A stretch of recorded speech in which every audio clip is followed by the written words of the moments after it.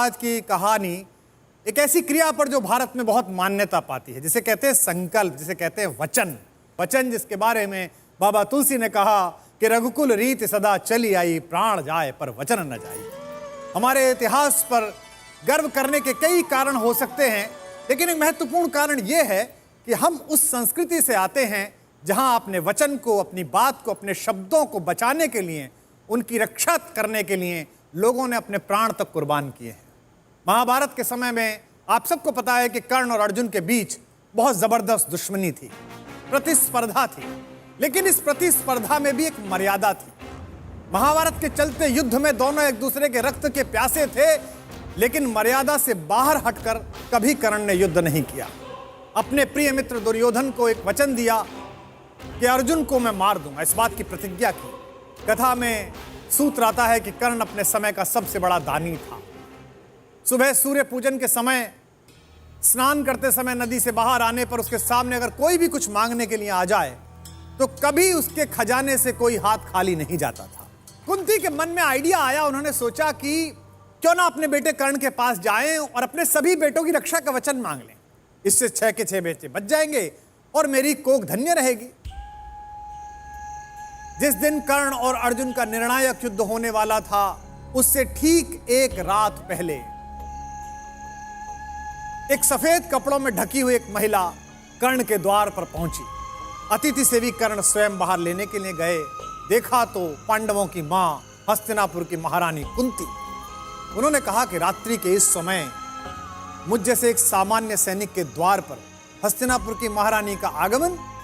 महारानी अंदर आई और भीगे नेत्रों से वो रहस्य जाहिर किया जो रहस्य कर्ण को पहले ही कृष्ण बता चुके थे। उन्होंने कहा कि बेटे, मैं तुमसे क्षमा मांगती हूं और मैं तुम्हें यह बताती हूं कि तुम मेरे सबसे बड़े बेटे हो और अर्जुन और बाकी चारों पांडव तुम्हारे छोटे भाई हैं।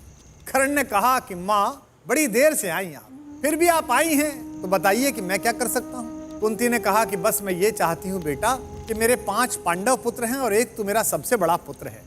अगर तू युद्ध ना करे तो मेरे वो 5 बेटे भी बच जाएंगे और तू भी बच जाएगा।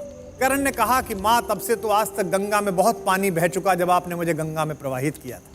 बात बहुत आगे निकल गई। दुर्योधन मेरा मित्र है, मैं आज जो कुछ खड़ा हूं केवल उसकी कृपा के कारण खड़ा हूं और मैंने उसे विजय दिलाने का वचन दिया है। कुंती ने कहा बेटा, पर मैंने तो सुना था कि तुम पृथ्वी के सबसे बड़े दानी हो। मां की तरह नहीं, एक याचक की तरह तुम्हारे द्वार पर खड़ी हूं। दिनकर जी ने लिखा, थी विदित वत्स तेरी कीर्ति निराली, लौटता न कोई कभी द्वार से खाली, पर मैं अभागिनी हूं हाथ फैलाकर, जा रही रिक्त बेटे से भीख न पाकर। मैं तेरे दरवाजे से बिना भीख जा रही, फिर भी तू जीता रहे न अपयश जाने, संसार किसी दिन तुझे पुत्र पहचाने। मां ने यह वरदान दिया और जाने के लिए आगे बढ़ी। जैसे ही कर्ण ने बात सुनी, तुम दान दान रट रही किंतु क्यों माता, पुत्र ही रहेगा सदा जगत में दाता। बस एक छोटी सी बात जानता हूं, दुनिया तो उससे सदा सभी कुछ लेगी, पर क्या माता भी उसे नहीं कुछ देगी। दुनिया मुझसे लेती, आप तो कुछ दो। सोचो क्या मांग सकता है कर्ण। कर्ण ने कहा, मैं 1 कर्ण अतएव मांग लेता हूं, बदले में तुमको 4 कर्ण देता हूं। छोड़ूंगा मैं तो कभी नहीं अर्जुन को, तोड़ूंगा कैसे स्वयं पुरातन प्रण को, पर अन्य पांडवों पर मैं कृपा करूंगा, पाकर भी उनका जीवन नहीं हरूंगा। कहा कि एक वचन दे रहा हूं, अर्जुन को नहीं छोड़ूंगा, बाकी चारों को मारूंगा नहीं। मेरे सामने आकर उनके हथियार गिर जाएं फिर भी नहीं मारूंगा। इससे मां क्या होगा, दुनिया जानती है कि तेरे 5 बेटे हैं। मैं तुझे वचन देता हूं कि इस युद्ध के बाद भी दुनिया यही कहेगी कि कुंती के 5 बेटे। पर मन में एक डर आ गया कि युद्ध क्षेत्र में इतनी मर्यादाएं टूटती हैं, बड़े बड़े मर्यादा का पालन करने वाले लोग मर्यादा नहीं रखते। कुंती ये सब सोचती हुई चुपचाप आधी रात अपने शिविर में लौटकर रोती हुई सो गई। अगले दिन सूर्योदय के बाद भीषण युद्ध प्रारंभ हुआ। चारों भाई बार बार कर्ण के सामने पड़े और कर्ण ने हर बार उनको शस्त्र रहित करके छोड़ दिया कि जा। युधिष्ठिर के भाले गिर गए, भीम की गदा गिर गई। कर्ण के जो सारथी थे आप सब जानते हैं, जब युद्ध तय हुआ कि लड़ाई करनी और अर्जुन को हराना है, तो कर्ण ने यह कहा था कि अर्जुन को हरा दूं तू, पर अर्जुन के रथ का ड्राइवर बहुत अच्छा है। ड्राइवर कौन है? जो पूरी दुनिया का ड्राइवर है। तो मुझे भी एक अच्छा ड्राइवर दो, एक अच्छा रथ चालक दो, सारथी दो। उस समय के सबसे अच्छे विश्व में दो ही सारथी थे, एक कृष्ण और दूसरे थे शल्य, जो सहदेव नकुल की मां माद्री के भाई थे। मद्र नरेश शल्य, मामा शल्य, वो दुर्योधन की ओर से लड़ रहे थे। अगर मामा शल्य मुझे मिल जाएं तो मैं अर्जुन से लड़ लूंगा। तो शल्य ने कहा भाई एक ही बात पर रथ चलाऊंगा, रथ तो चला लूंगा पर मेरे मुंह से जो निकलेगा निकलेगा, मैं बोलता रहूंगा। इसीलिए संस्कृत में शल्य का अर्थ है शंका और कर्ण का अर्थ है कान। जिसने कान में बार बार शंका डालकर पराजित किया वो शल्य है।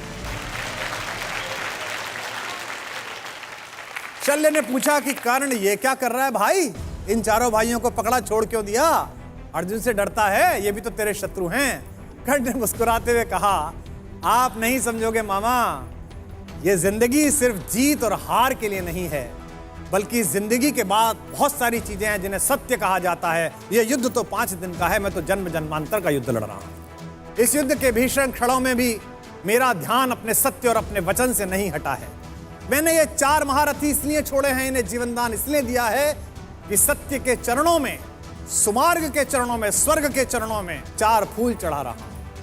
ये 4 फूल हैं मोल किन्हीं कातर नैनों के पानी के, ये 4 फूल हैं दान किसी प्रच्छन्न महाबलदानी के, ये 4 फूल मेरा अदृष्ट था हुआ कभी जिनका कामी, ये 4 फूल पाकर प्रसन्न हंसते होंगे अंतर्यामी। और इस तरह दुनिया के सबसे कीर्तिमान योद्धा और सबसे बड़े दानी ने अपनी मां को जो वचन दिया था दान का, उसे युद्ध भूमि में निभाया। जय पराजय को सामने देखकर और आने वाली मृत्यु को सामने देखकर भी जिस व्यक्ति ने अपने वचन का पालन किया उसे ही दानवीर महाबली कर्ण कहा जाता है।